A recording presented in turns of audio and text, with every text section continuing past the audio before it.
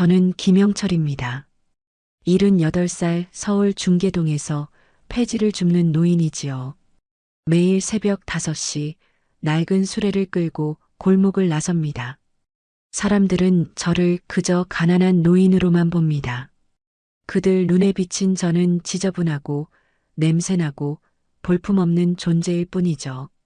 하지만 세상에 드러나지 않은 진실이 있습니다. 제 통장에는 수십억이 있으니까요. 30년 전 저는 중소기업 사장이었습니다. 작은 회사였지만 직원 20명을 책임지는 자리였죠. IMF가 닥쳤을 때 모든 것을 잃었습니다. 회사, 집, 가족의 신뢰까지.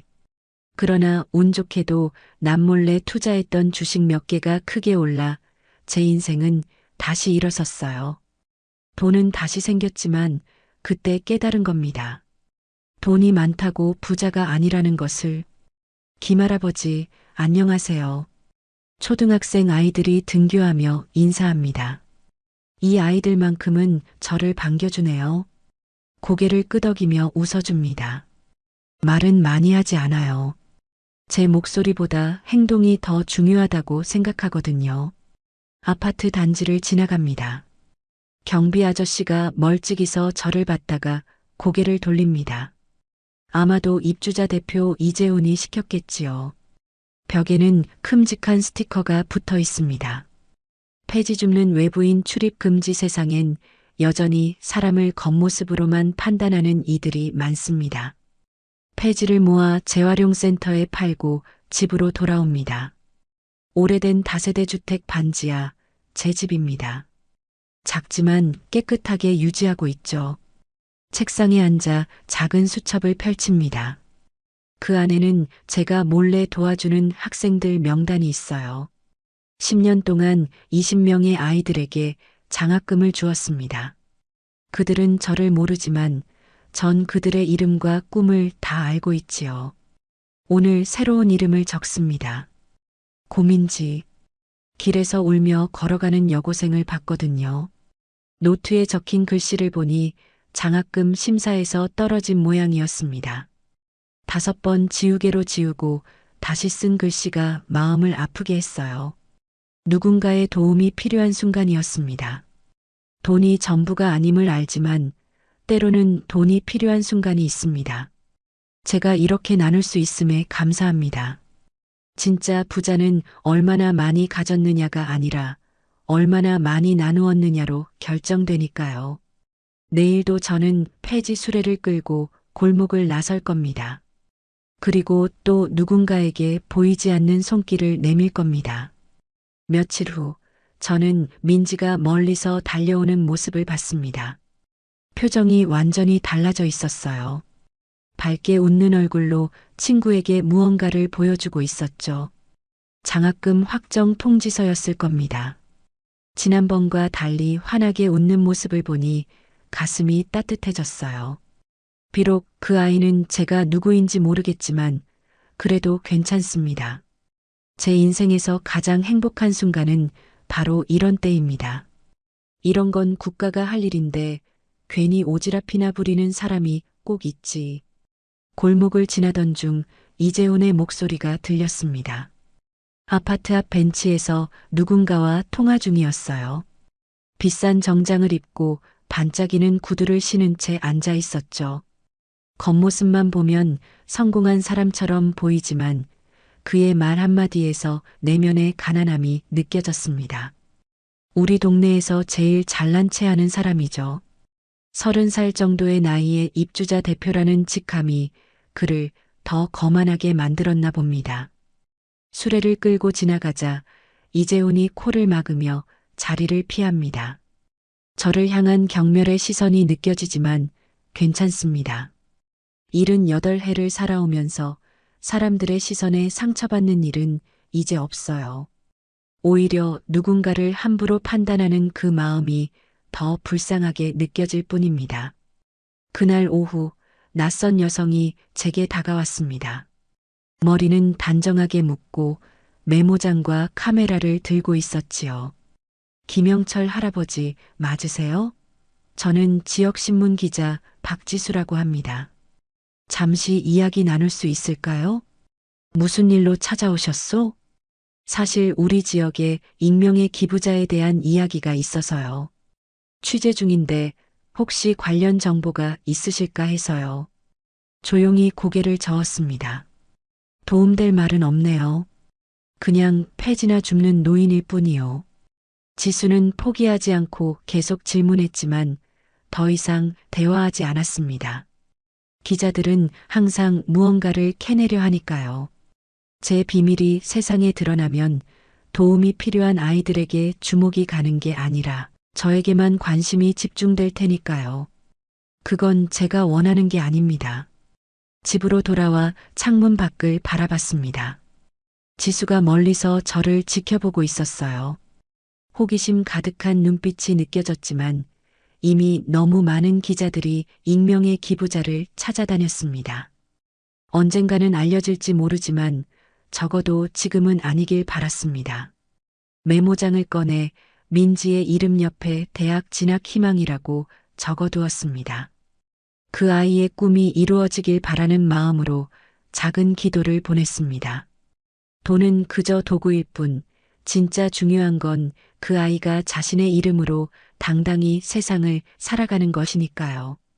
그것이 제가 익명으로 남아있는 이유입니다. 창가에 앉아 저녁 햇살을 바라봅니다. 세상은 여전히 아름답습니다. 비록 누군가는 저를 보잘것없는 노인으로 여길지라도 제 마음만은 부유하다고 말할 수 있어요.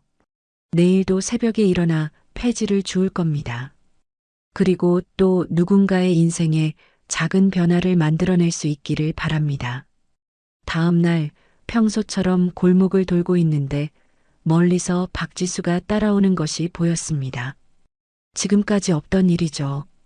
무시하고 일상을 이어갔어요. 폐지를 모으고 아이들과 인사를 나누고 가끔 동네 노인들에게 국밥을 사주는 것까지 제가 하는 모든 일을 지켜보는 시선이 느껴졌지만 그저 평소대로 행동했습니다. 아저씨, 이거 드세요. 길모퉁이에서 만난 노숙인에게 따뜻한 빵을 건넸습니다. 갑자기 지수가 제 앞에 나타났어요. 할아버지, 그렇게 도와주시면서 왜 아무 말도 안 하세요? 사람들이 알면 더 많이 존경할 텐데요. 제 눈을 똑바로 보며 물었습니다. 잠시 그 젊은 기자를 바라봤어요. 순수한 호기심이 담긴 눈동자였습니다. 사람들 시선 따위 신경 쓸 나이는 지났소. 살다 보면 알게 될 거요. 보여주기 위한 선행은 오래가지 않는다는 걸. 지수는 잠시 생각에 잠긴 듯 했습니다. 그때 이재훈이 고급차에서 내려 우리 쪽으로 걸어왔어요. 반짝거리는 구두 소리가 아스팔트 위에 울려 퍼졌고 그의 향수 냄새가 공기 중에 퍼졌습니다. 기자 양반, 별 볼 일 없는 사람 이용하지 말아요. 동네 이미지만 나빠지잖아요. 이재훈의 말에 지수의 표정이 굳었습니다. 그 순간 저는 조용히 자리를 떠났습니다. 논쟁하는 건 제 방식이 아니니까요. 그러나 멀어지면서도 귀에 들려오는 지수의 말이 마음을 따뜻하게 했습니다. 그 별 볼 일 없는 사람이라는 분이 당신보다 훨씬 더 가치 있는 일을 하고 계실지도 모르잖아요. 집으로 돌아와 창문 밖을 바라봤습니다. 오늘도 해가 저물고 있었어요. 문득 나이 들수록 시간이 더 빠르게 흐른다는 생각이 들었습니다.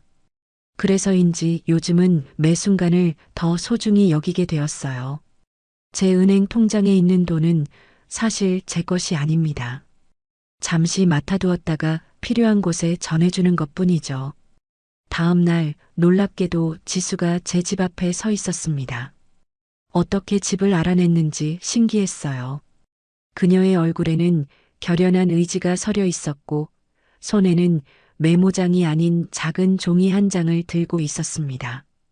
할아버지, 죄송합니다. 그런데 꼭 여쭤보고 싶은 게 있어요.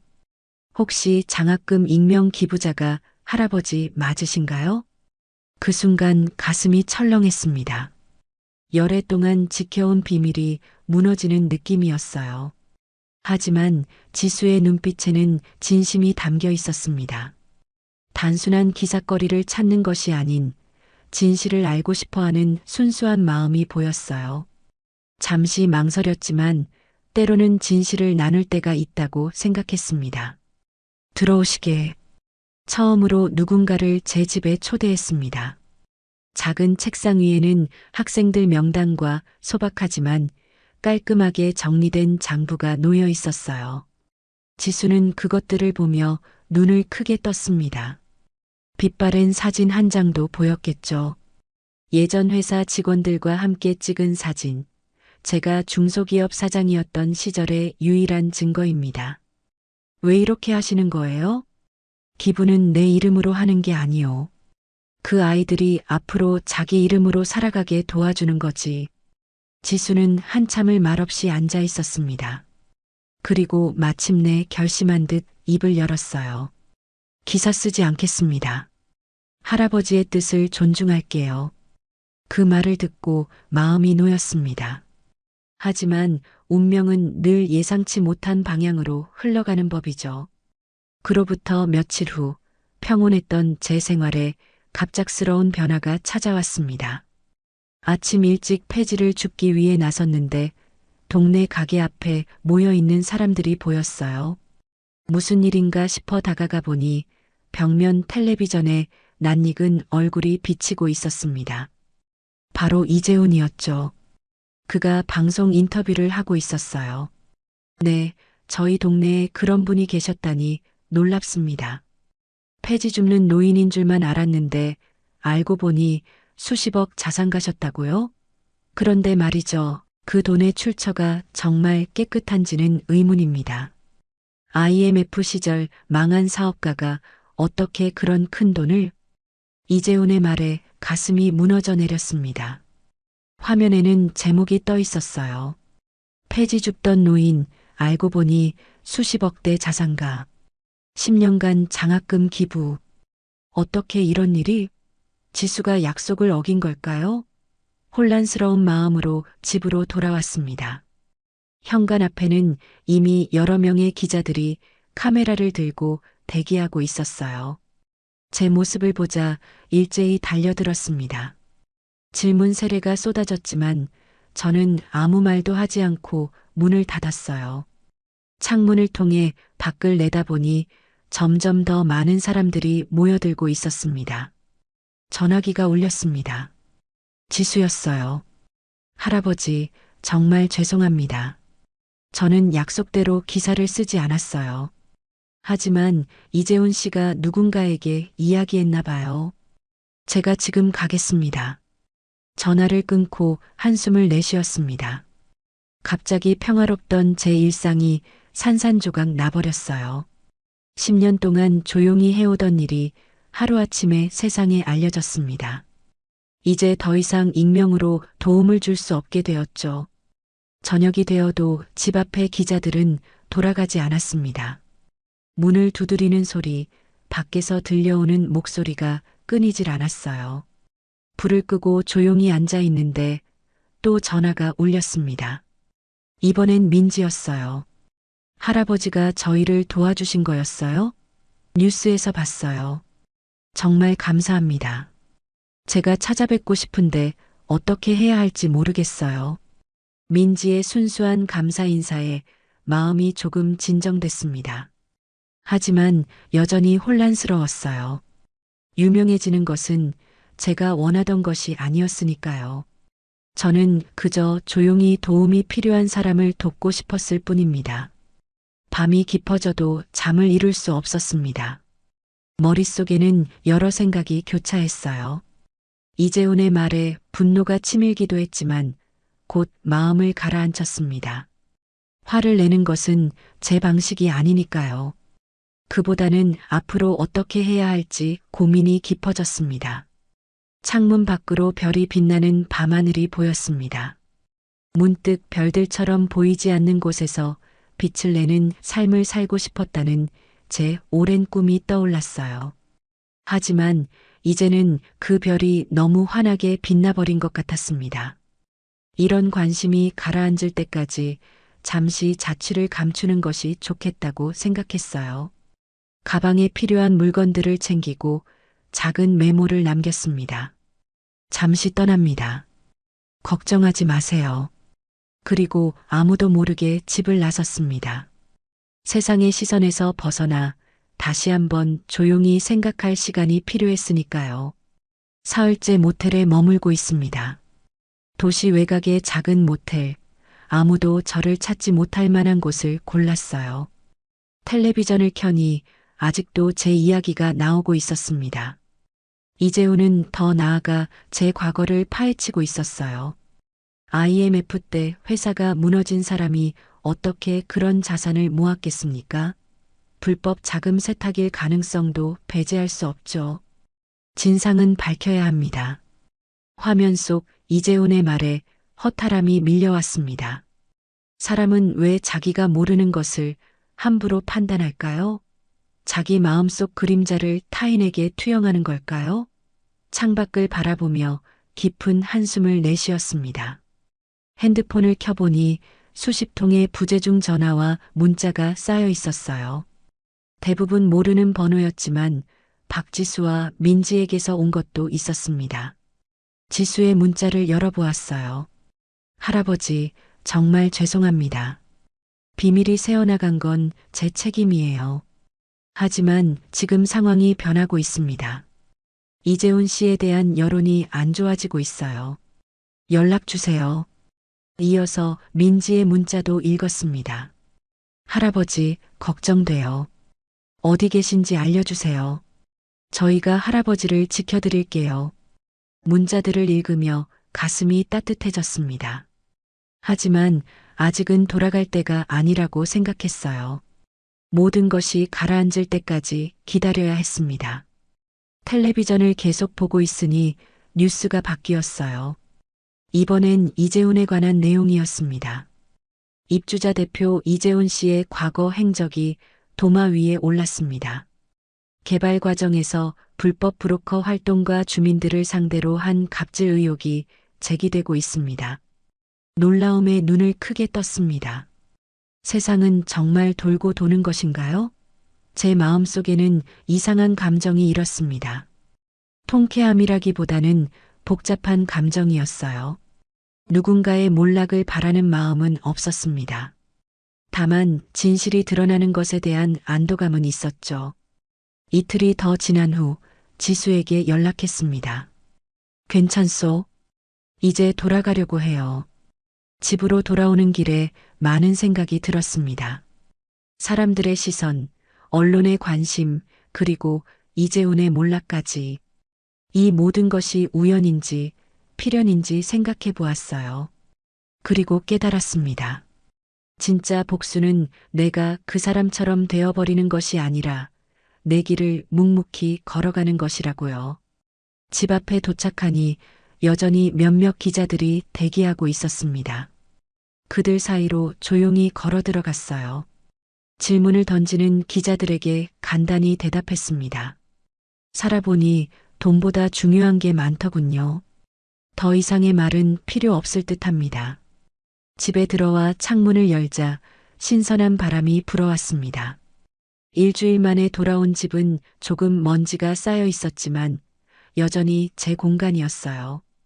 이제 무엇을 해야 할지 깊이 생각했습니다. 이미 비밀은 세상에 드러났으니 새로운 방식으로 도움을 계속해야겠다고 마음먹었습니다. 창가에 앉아 저녁 노을을 바라봤습니다. 붉게 물든 하늘이 마치 새로운 시작을 알리는 것 같았어요. 제 앞에 놓인 인생의 다음 장을 어떻게 써내려갈지 기대 반 걱정 반으로 생각하며 밤을 맞이했습니다. 일주일이 지났습니다. 제 주변 상황이 믿기지 않게 변했어요. 아침에 폐지 수레를 끌고 나가는데 사람들의 시선이 달라졌습니다. 예전에는 외면하거나 혐오하는 눈빛이었다면 이제는 존경과 호기심이 담긴 눈길로 바라봅니다. 그런 관심이 불편하기도 하지만 그래도 전 여전히 제 일을 계속했어요. 아파트 단지 앞을 지나는데 경비 아저씨가 공손히 인사를 건넵니다. 벽에 붙어있던 폐지 줍는 외부인 출입 금지 스티커는 사라졌고 대신 재활용에 동참해주세요라는 사문구가 붙어 있었어요. 겉으로는 웃으며 고개를 끄덕였지만 마음속으로는 쓴웃음이 나왔습니다. 사람들의 마음은 이렇게 쉽게 변하는 것인가 하는 생각이 들었죠. 그날 오후 동네 상점 앞을 지나는데 텔레비전에서 이재훈의 모습이 비쳤습니다. 그는 입주자 대표직에서 물러났다는 소식이었어요. 카메라 앞에서 고개를 숙인 이재훈의 모습이 왠지 측은하게 느껴졌습니다. 사람들은 그를 완전히 외면했고 그의 과거 비리가 하나둘 드러나고 있었어요. 집으로 돌아오는 길에 우연히 아파트 주민 회의가 열리는 현장을 지나게 됐습니다. 문이 열려 있어 안을 들여다보니 이재훈이 앉아 있었어요. 주민들의 목소리가 들려왔습니다. 우리 동네 망신이에요. 이런 사람이 대표였다니 부끄럽습니다. 이재훈 씨, 그동안 무시했던 분들께 사과하셔야죠. 사람들의 날 선 목소리를 들으며 문 앞에 잠시 서 있었습니다. 이재훈은 고개를 푹 숙인 채 아무 말도 하지 못했어요. 그의 어깨가 떨리는 것이 보였습니다. 그때 제가 천천히 문을 열고 들어갔어요. 회의장은 갑자기 조용해졌습니다. 모든 시선이 저를 향했고 사람들은 일제히 자리에서 일어났어요. 이재훈은 천천히 고개를 들어 저를 바라봤습니다. 그의 눈에는 복잡한 감정이 교차했어요. 부끄러움, 후회, 그리고 깨달음. 그는 입술을 달싹이며 뭔가 말하려는 듯 했지만 아무 소리도 나오지 않았습니다. 저는 그저 조용히 고개를 끄덕이고 폐지 수레를 밀며 회의장을 가로질러 지나갔어요. 그 순간 이재훈의 작은 중얼거림이 들렸습니다. 저 사람한테 내가 뭘 했나? 누구에게도 들려주기 위한 말이 아닌 자기 자신에게 하는 독백이었어요. 그 목소리에는 진심 어린 후회가 담겨 있었습니다. 회의장을 나와 집으로 향했습니다. 가슴속에 이상한 평화로움이 찾아왔어요. 저는 이재훈에게 어떤 복수도 하지 않았습니다. 그저 제 자리를 지키고 제 일을 계속했을 뿐이에요. 하지만 그것이 가장 강력한 메시지였나 봅니다. 말이나 행동으로 하는 복수가 아닌 그저 존재 자체로, 침묵으로, 그리고 존엄으로 이뤄지는 복수였죠. 집에 돌아와 창가에 앉았습니다. 오늘의 일을 생각하니 마음이 무거워졌어요. 이재훈에게 일어난 일이 기쁘지 않았습니다. 오히려 그가 진정으로 깨닫고 변화하기를 바랐어요. 누군가의 몰락을 바라는 것이 아니라 모두가 더 나은 사람으로 성장하길 바랐습니다. 창밖으로 저녁 하늘을 바라보며 생각했습니다. 앞으로 어떻게 해야 할지, 이제는 익명이 아닌 상태에서 도움을 어떻게 계속할 수 있을지 고민이 깊어졌습니다. 하지만 한 가지는 분명했어요. 제 삶의 방향은 변하지 않을 것입니다. 여전히 나누고 도울 것이며 폐지도 계속 주울 겁니다. 다음 날 아침 평소처럼 폐지 수레를 끌고 나섰습니다. 골목을 돌아 나오는데 지수가 기다리고 있었어요. 그녀의 얼굴에는 안도감과 함께 미안함이 가득했습니다. 할아버지, 돌아오셨군요. 정말 걱정했어요. 지수의 진심 어린 목소리에 고개를 끄덕였습니다. 마음속에 미움은 없었어요. 어쩌면 이런 변화는 필연적이었는지도 모릅니다. 이제 사람들 다 아는데 왜 또 폐지를 줍습니까? 지수의 질문에 잠시 걸음을 멈추고 그녀를 바라봤습니다. 아침 햇살이 그녀의 얼굴을 비추고 있었어요. 순수한 궁금증이 담긴 눈빛이었습니다. 사람이 어떻게 보이든 내가 할 일은 똑같소. 폐지 줍는 일이 부끄러운 게 아니야. 이게 내 삶의 방식이요. 제 말을 들은 지수의 눈시울이 붉어졌습니다. 그녀는 더 이상 기자로서가 아니라 한 인간으로서 저를 바라보고 있었어요.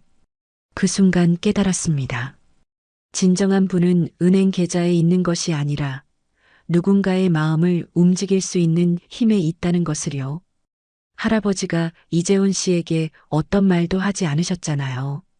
그런데 그가 완전히 바뀌었어요. 오늘 아침에 아파트 전체 주민들에게 사과문을 보냈대요. 지수의 말에 미소 지었습니다. 사람의 변화는 강요가 아닌 깨달음에서 온다는 것을 다시 한번 확인하는 순간이었습니다.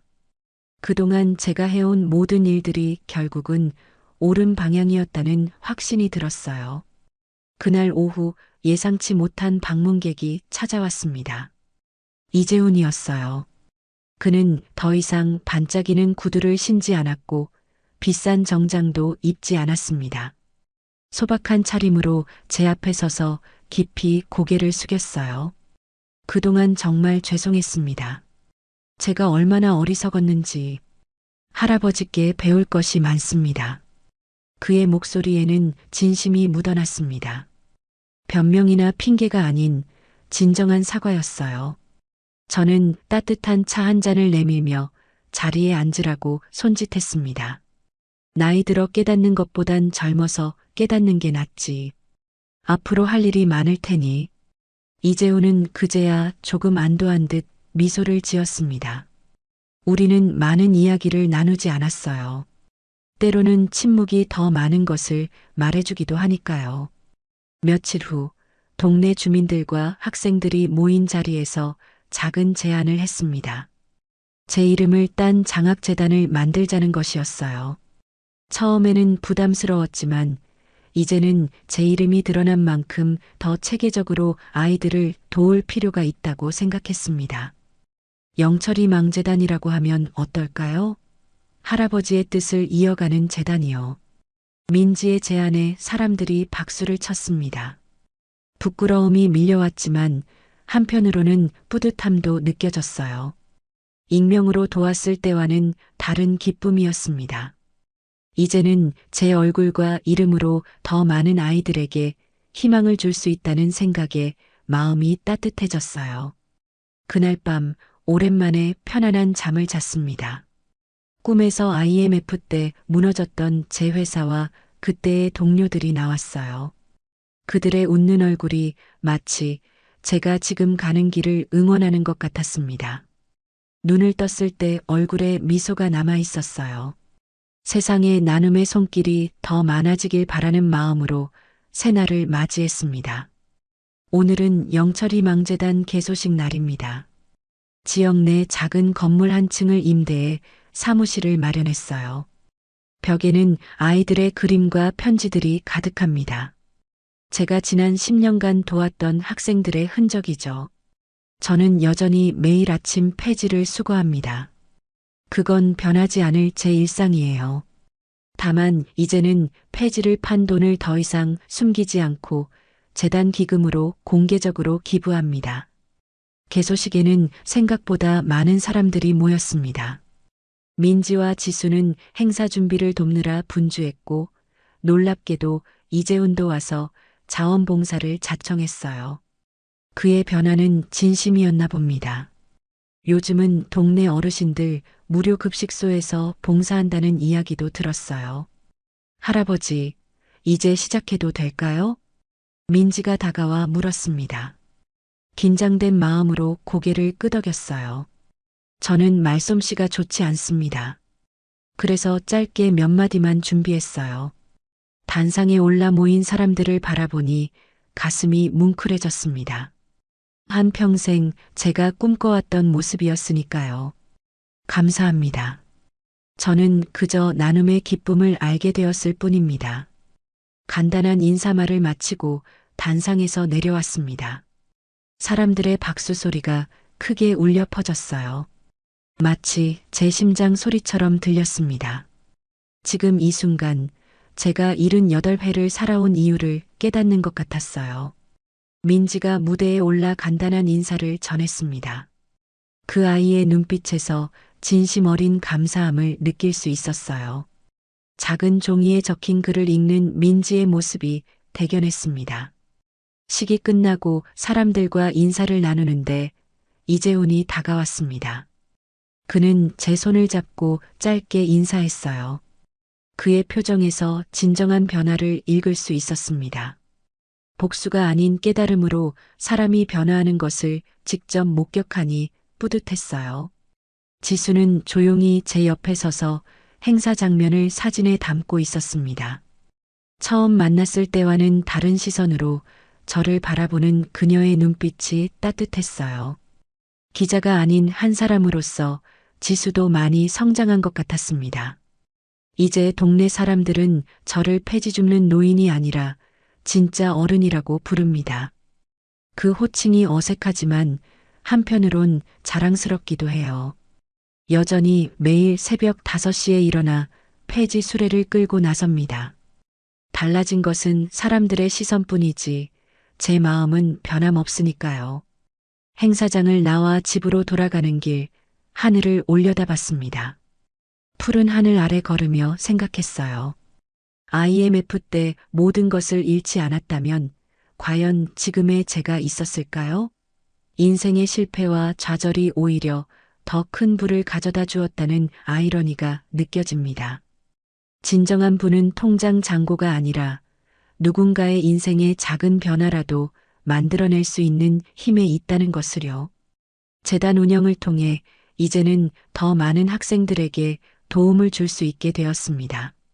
익명이 아닌 제 이름으로 나눔을 실천하는 삶, 그것도 나쁘지 않다고 생각합니다. 세상에는 여전히 도움이 필요한 아이들이 많으니까요. 오늘 밤 창가에 앉아 별을 봅니다.